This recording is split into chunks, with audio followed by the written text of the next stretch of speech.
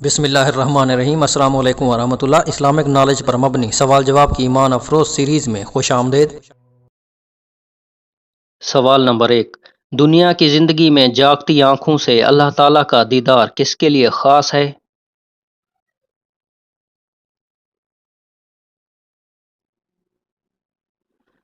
دنیا کی زندگی میں اللہ تعالیٰ کا دیدار امام الانبیاء حضرت محمد مصطفیٰ صلی اللہ علیہ وآلہ وسلم کے لیے خاص ہے۔ سوال نمبر 2، کھجور کھانے کا سنت طریقہ کیا ہے؟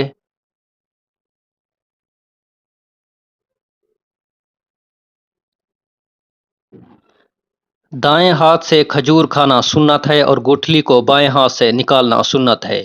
صحابی حضرت عبداللہ بن بصر رضی اللہ تعالیٰ عنہ فرماتے ہیں کہ ہمارے یہاں نبی کریم صلی اللہ علیہ وآلہ وسلم تشریف لائے اور میری والدہ نے چادر بچھائی۔ آپ صلی اللہ علیہ وآلہ وسلم اس چادر پر تشریف فرما ہوئے، پھر کھجور پیش کی گئی۔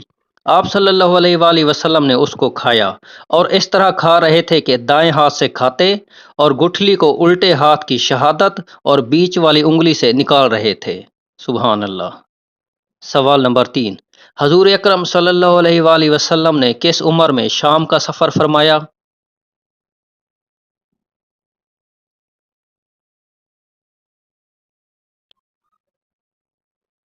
پانچ سو 83 میں آپ صلی اللہ علیہ وآلہ وسلم نے شام کا سفر فرمایا۔ اس وقت نبی پاک صلی اللہ علیہ وآلہ وسلم کی عمر مبارک 12 سال تھی۔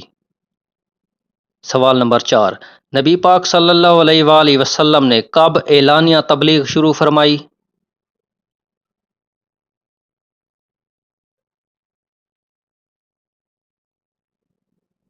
چھ سو 13 میں مبعوث ہونے کے 3 سال بعد آپ صلی اللہ علیہ وآلہ وسلم نے اعلانیہ تبلیغ فرمائی۔ 3 سال تک آپ صلی اللہ علیہ وآلہ وسلم نے خفیہ تبلیغ فرمائی۔ سوال نمبر 5، ہجرت حبشہ کس سنہ عیسوی میں کی گئی؟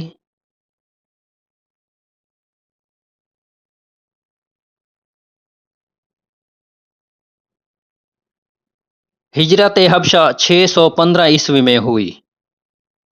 سوال نمبر 6، وہ کون سا کپڑا ہے جسے دیکھنے سے انسان اندھا ہو سکتا ہے؟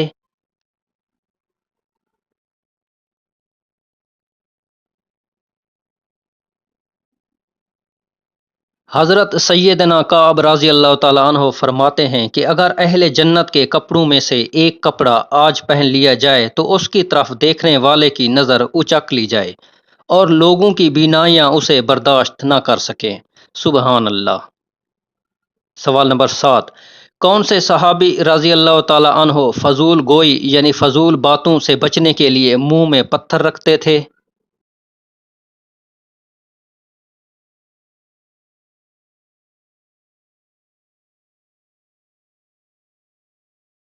فضول گوئی یعنی فضول باتیں کرنے سے بچنے کے لیے منقول ہے کہ حضرت ابوبکر صدیق رضی اللہ تعالیٰ عنہ اپنے منہ میں پتھر لیے رہتے تھے۔ سبحان اللہ۔ دعا ہے کہ اللہ تعالیٰ ہم سب کو فضول باتیں سننے، کرنے اور فضول گوئی سے بچائے۔ آمین ثم آمین۔